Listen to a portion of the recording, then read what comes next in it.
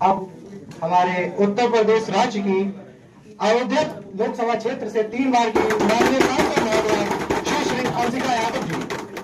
सरकार कुछ इस तरह से एहसान करती है, पहले आंखें छीन लेती है, फिर चश्मे आदरणीय अध्यक्ष महोदय, मैं अंशिका यादव सोशलिस्ट पार्टी का प्रतिनिधित्व करते हुए संसद में मंथन हो रहे विषय नए आपराधिक विधेयकों के अंतर्गत इलेक्ट्रॉनिक साक्ष्यों की गृहता के विरोध में विचार अभिव्यक्ति हेतु साधन का ये कथन कि असाधारण दावों को निर्णायक साक्ष्य के बिना स्वीकार नहीं किया जा सकता।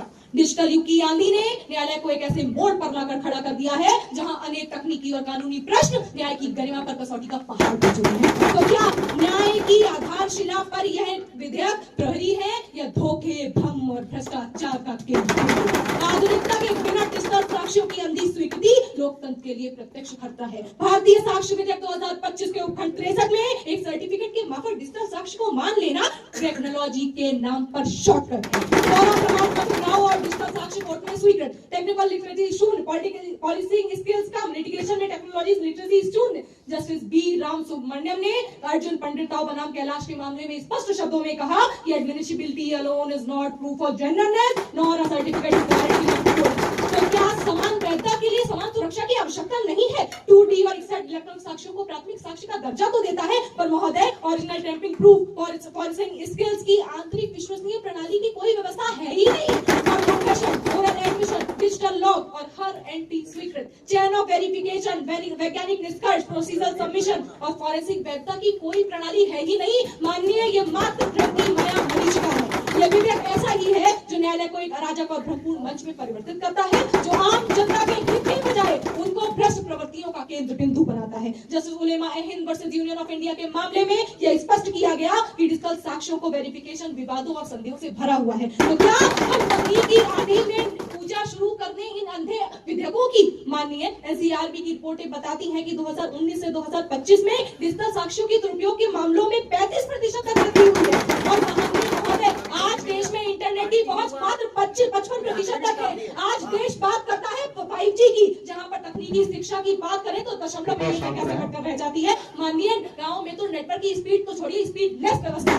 माननीय निर्दोष किसान, मजदूर और महिलाएं जो महंगे उपकरण नहीं खरीद सकते, वो न्याय की कुचक्र में फंसे रह जाएंगे। क्या यही है डिजिटल चेहरा जहां मानवता और न्याय के प्राकृतिक सिद्धांतों की तिलांजलि पर होगा न्याय का उद्घोष?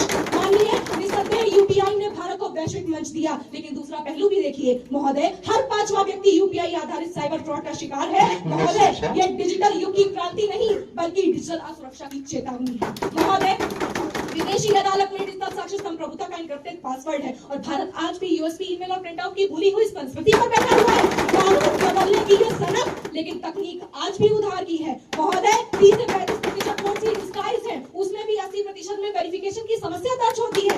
महोदय, डिजिटल मैनिपुलेशन, मानव विसंगतियां न्याय की अखंडता को सुनिश्चित कर रही है। देशी नाम, विदेशी सिस्टम, भारतीयता का टैग लगाकर लॉ बुक्स में भर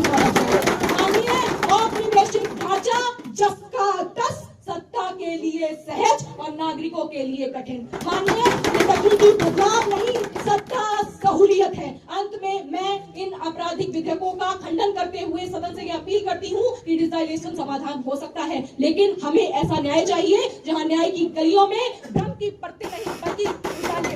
माननीय सांसदगण, कृपया सदन की गरिमा बनाए रखें। अब इस टॉपिक की चर्चा के विषय में अब सदन में मैं आमंत्रित करता हूं शाहजहांपुर से 8 बार के सांसद और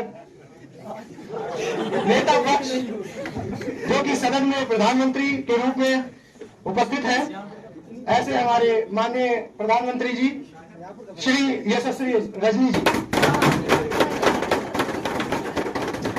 आदरणीय निर्णायक मंडल, प्रधानाचार्य महोदय, सभापति महोदय, मेरे साथी सांसदों, आप सभी को मेरा नमस्कार। आज हम यहाँ लोकतंत्र के इस नवनिर्मित मंदिर में उपस्थित हुए हैं ताकि हम नया क्रिमिनल कोड बिल 2025 पारित कर सकें। साथियों, ड्राफ्टिंग कमेटी के द्वारा मुझे डिजिटल साक्ष्यों की ग्राह्यता के विषय पर जानकारी प्रस्तुत करने का सौभाग्य मिला है। मेरे साथी सांसदों, सभापति महोदय, अंग्रेजी में एक कहावत है, modern problems require modern solution, अर्थात नई समस्याओं के लिए आवश्यक है हम नए कानूनों का आवाहन करें।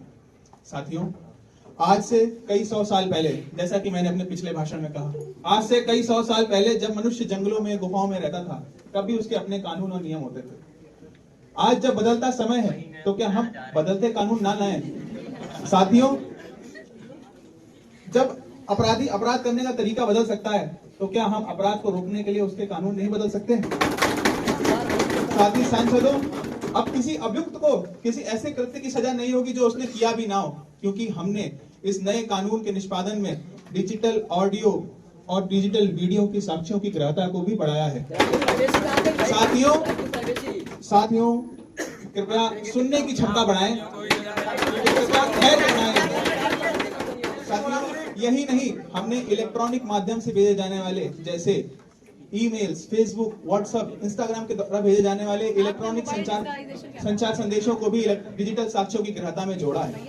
साथियों, विपक्ष कहता है कि 55% इंटरनेट उपभोक्ता है पूरे देश में। क्या अगर इसे हम एक बार भाग करके देखें तो नगरीय क्षेत्र में 91.06% इंटरनेट उपभोक्ता है। साथियों, ग्रामीण